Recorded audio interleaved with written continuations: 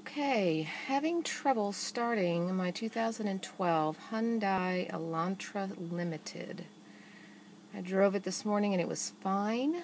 However, now this is what happens when I push the start button.